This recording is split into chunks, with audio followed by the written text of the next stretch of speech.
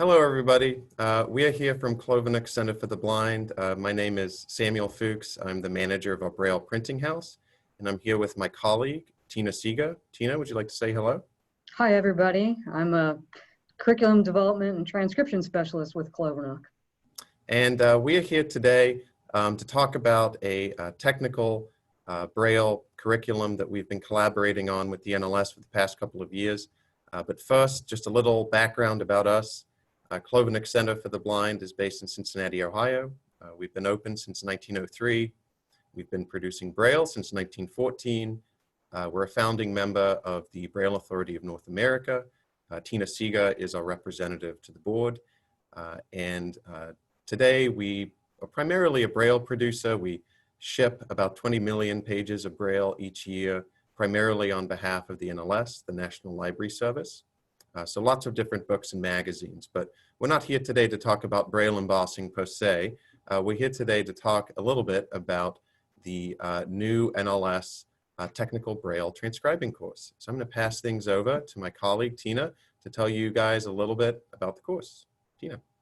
Yeah, so the National Library Service has been providing certification courses for Braille transcribers and proofreaders since the 1960s. And during that time, these courses were based on the Braille codes in use that were the official codes at the time, and that was the English Braille American Edition code and the Nemeth Braille code for mathematics and science. Now, in 2012, the United States adopted the use of the Unified English Braille code as the official code in use for the United States. Now, what this meant is that we actually had two codes that were valid for providing the transcription of math in the US. Now, NLS set about the big task of updating their certification courses that they offered. And during that time, they determined that, hey, we need a new course. We need a course that will cover how do you transcribe math and other technical subjects using Unified English Braille code. So that's the course that we were tasked with developing. And throughout that development of that course, NLS, working with us, determined that due to the advanced and technical nature of the course materials, that they were going to have steeper qualifications. So anyone who wants to take this course needs to be a certified Braille transcriber in UEB. If their original certification as a transcriber was based on the EBAE code that I mentioned, then that transcriber would need to attain a letter of proficiency using Unified English Braille. Once they had that, they would also be required to have 1 year of experience using UEB. And after achieving these prerequisites, then they'd be able to apply for the Technical Braille transcribing course. Thank you, Tina. And let's talk a little bit about the course itself. So you'll find in the paper a lot of detail regarding what kind of content is in each section of the course. So we're not going to delve too much into that, but the format of the course itself is similar to previous NLS courses in that it's a series of lessons. It's 13 lessons and a 14th final exercise. So each lesson is its kind of own self-contained unit in that it has a kind of similar concept groupings. And the student will proceed through a series of drills and practices, lots of examples. And then at the end of each lesson, there's an exercise that's submitted to a instructor who grades the exercise and lets the student know if they're ready to move on to the next section.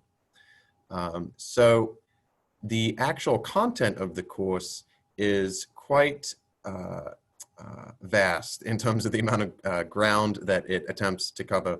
So we've been working on this since 2016. We wrapped it up earlier this year. And the concepts themselves run the gamut from, mathematics, poetry, cartoons, Old English, puzzles, lots of different ways on how to transcribe foreign language material. smatterings of IPA and music. And so, initially when we were tasked with putting this course together, it's easy to look up at the mountain and think, how am I going to get up top? So initially, we took every single rule and concept and piece of guidance that we thought was relevant and created this huge master list of concepts, pages and pages and pages of rules with reference numbers. And we started to take these concepts and put them into groupings. So kind of thematic groupings where things seem to be relevant to one another or build on one another, and trying to create these different kind of content silos.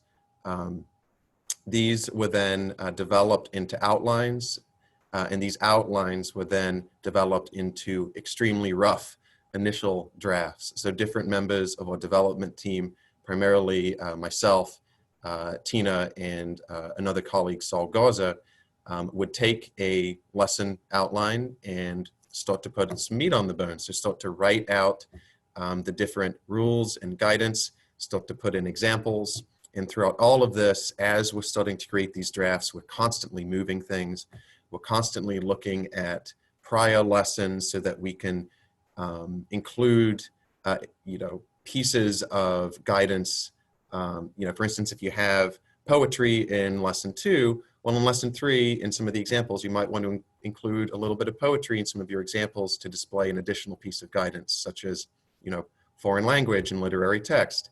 So trying to make sure that the lessons themselves kind of linked. And, Tina's going to talk a little bit more about how we started to reconcile these individual drafts into something that connected. Yeah, so as Sam mentioned, we came up with the first drafts, but we were working separately when we did that.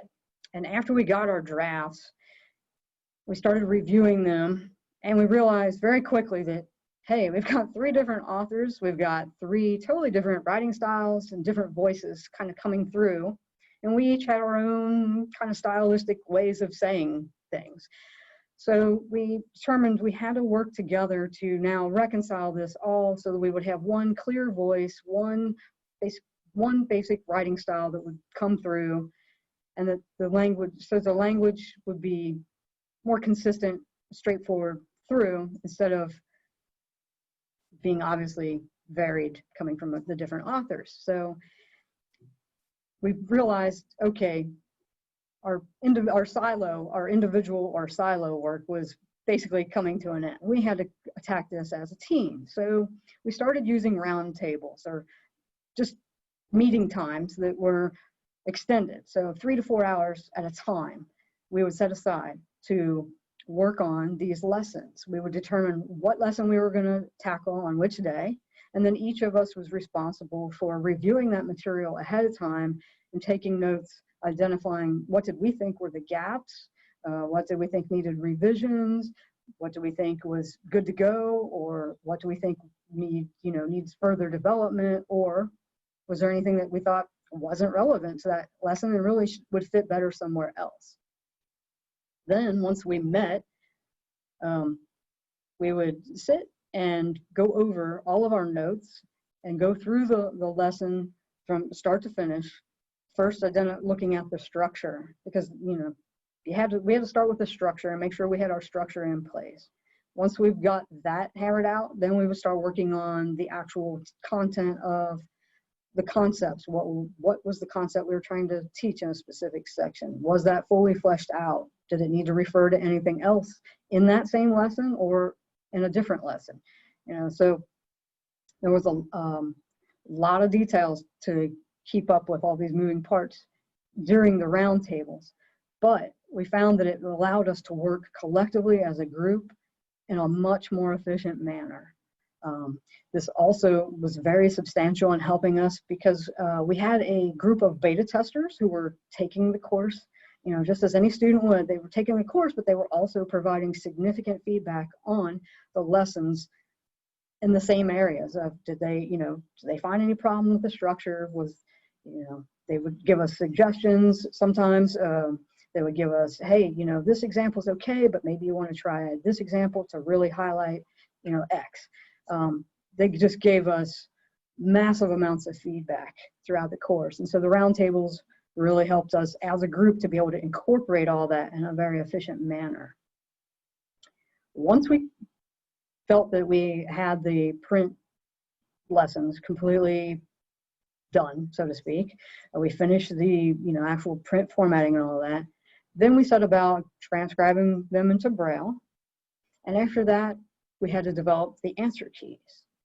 The answer keys themselves were interesting because they're, if it's a math problem, typically we would say, oh, here's the math problem, here's the answer. Well, maybe.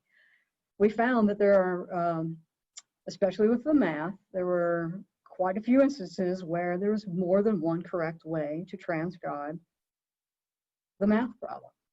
So this led to further revisions in the lessons because we wanted to make sure that we incorporated, okay, if you have, this specific type of equation and there's more than one way to do it, we wanted to be clear so the student would know when they were doing the drills and doing the exercise that what they were expected to do, which version. So it required a whole nother layer that had to be looked at, reviewed, revised, and then ultimately incorporated into those answer keys. One other aspect of the answer keys that was quite interesting was the, I believe it was lesson 3, the cartoons. Now, cartoons are very visual, so we had to get quite creative and make sure that we were able to incorporate that content in an accessible and equitable manner for the Braille readers. And we did this by using transcribers notes and supplying complete descriptions of the content of the cartoons. And then the Braille readers, who were the students, were tasked with, same as the print readers, determining, okay, out of this content, what is the valid content? What do I really need to have in this frame for this cartoon?